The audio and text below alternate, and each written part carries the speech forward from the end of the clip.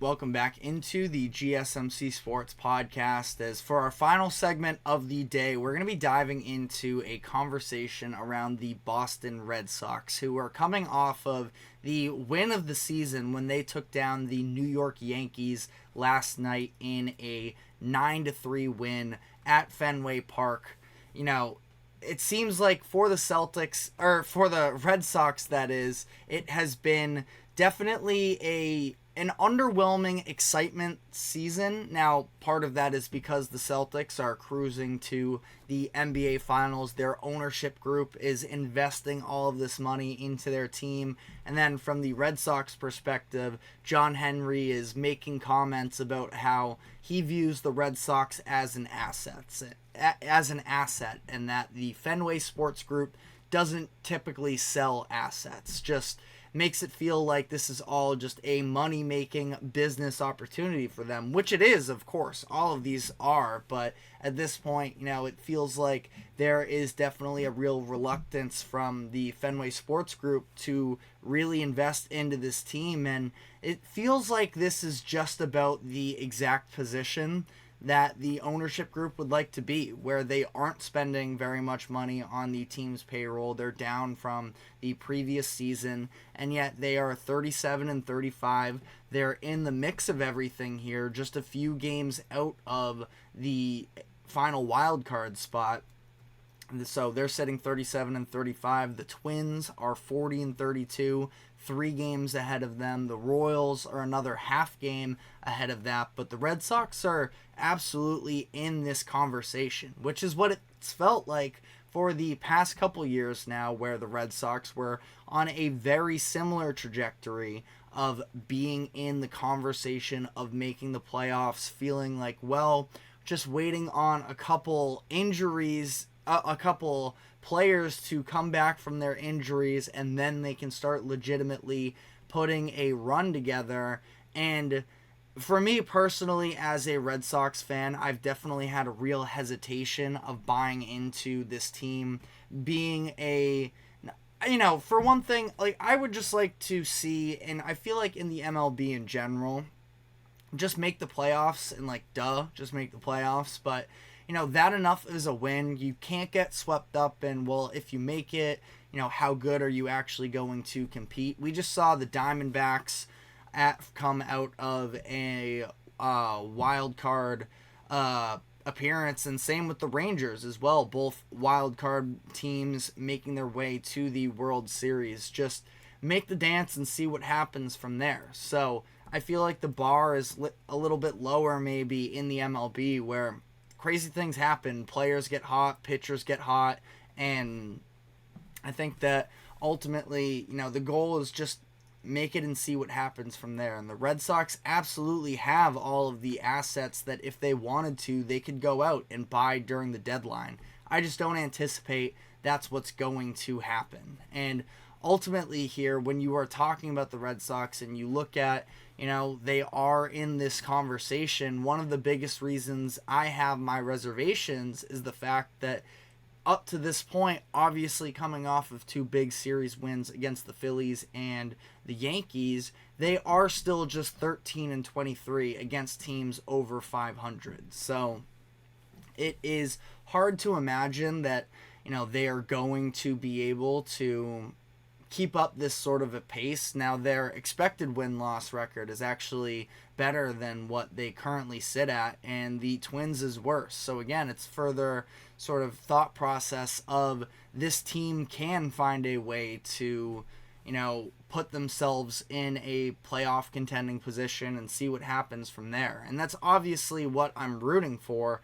I just really struggle to believe that this Red Sox team is necessarily worth investing into from an emotional standpoint, because this has been ultimately, and if I sound like a massive complainer, the fact that the Red Sox are 37-35 right now is so much better than the projections were coming into the year, and this has been a massive revelation. Now you're seeing a little bit of a tail off, but the starting pitching and rotation has been unbelievable for the Red Sox this year, despite not necessarily having any star aces out there. Brian Bayo, their big contract extension from the offseason, he's been struggling and regressing a little bit this season. Now, it's not over for him by any means, but you're not really getting the production you would expect out of him. It's a Tanner Houck, who is legitimately in the conversation for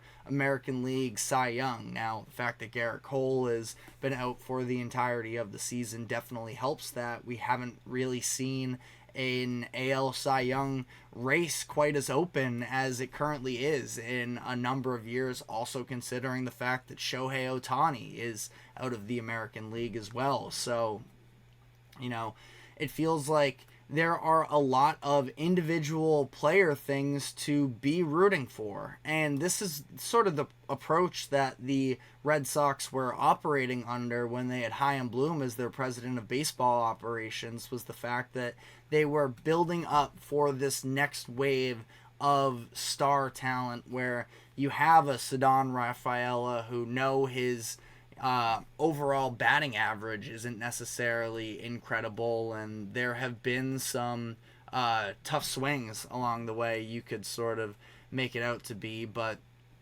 he's also been just incredible of driving runners in. 39 RBIs. That's something that in years past we've seen with this Red Sox team. Once they get sort of those top end guys of the lineup on base, there was nobody else to drive them in. But Rafaela's been really impressive. Connor Wong is having a massive year, especially considering the fact that it doesn't matter how much longer we get away from the Mookie Betts deal. It still feels like, especially anytime they are on national television, it has to be brought up what their return was, and not being all that much. And listen, I understand also part of that this past weekend at least was baked into the fact that Alex Verdugo is now on the Yankees. He was one of the bigger pieces in return there for Mookie Betts in, when they made the deal in 2019, or 2020, whatever it was, 2020, I believe. But, ultimately it's interesting, but we still see Connor Wong, who is having a good season, and the return's never going to be enough. We know that, but, it feels at least good as a Red Sox fan that we're not sitting here a couple years later with absolutely nothing out of that deal. And again, just, you're sitting around waiting on Tristan Casas coming back from his injury. Wilyer Abreu was having a Rookie of the Year candidate type year for the majority of the season. Now he's dealing with his injury, and you feel like you get a couple of these guys back, then all of a sudden, there's a potential push to be made, because I don't believe by any means that the Royals or Twins are these untouchable forces in the American League. The Royals are very much sort of reliant on the very top of their lineup, kind of like what we were alluding to with the Red Sox of the past, and there's a ton of promise there as well. I've had a lot of fun watching the Royals this season, and to some degree I'm rooting for them over the Red Sox, because I still have hesitancy with this Red Sox ownership group, where I don't like that they end up benefiting and being rewarded for their lack of investment into the team. But, Twins, too, are just another team that I don't necessarily feel incredible about. And it just seems like it's going to be shaping up into another season where the Red Sox hover around 500 for the majority of it and then fall off. And it's awesome having these moments to root for when you take down the Phillies and the Yankees, and you're on national television. I had some of my Yankees friends at the game over the weekend, Saturday specifically, that were starting out by giving me a little bit of BS, and then ultimately the Sox end up winning this one, and they're able to hit Rodon around a little bit. So, I think that ultimately at the end of the day for the Red Sox, again, I understand it's been ultimately a positive season, but for how Red Sox fans should feel, I still don't think it's good necessarily, because I don't know, maybe we see some level of an increased spending from the Red Sox over the next handful of years.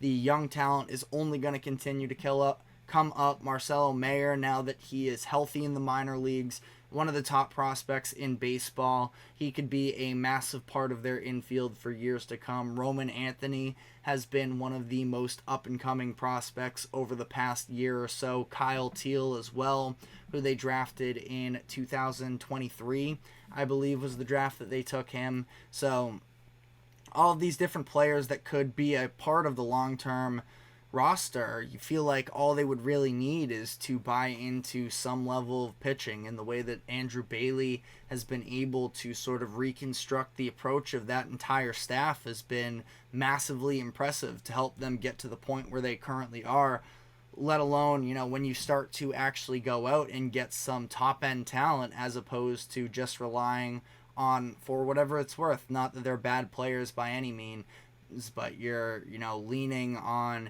a Cutter Crawford or a Nick Pivetta and just some of these, you know, they're middle of the rotation guys. They're still waiting for the ace. And I mean, if Tanner Houck is going to continue to pitch like this, as a Red Sox fan, you take that any day, but it's hard to imagine that he is going to, you know, become this perennial guy, even though I did always have a little bit of hope that he could, you know, at least be number 3 starting pitcher in the rotation. And even if that's the case, you still take that as a Red Sox fan.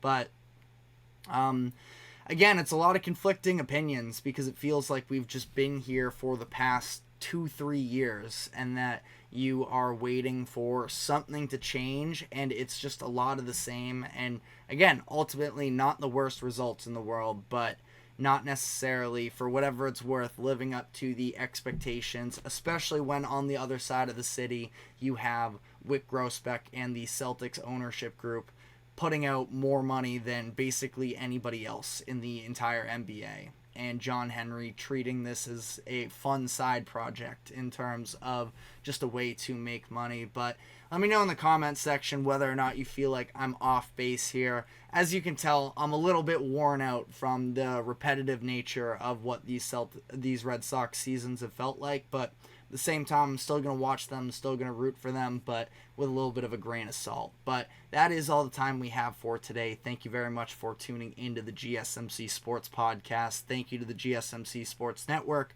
for allowing us to host this show.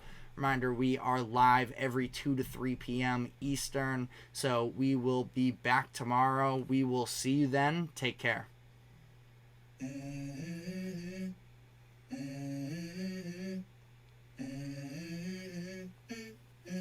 Let's go. I wake up to a little bit of drool on my pillow, feel like it's gonna be a bad day. Yeah, I'm tired of shit, and the coffee ain't hit yet, damn, ain't that great.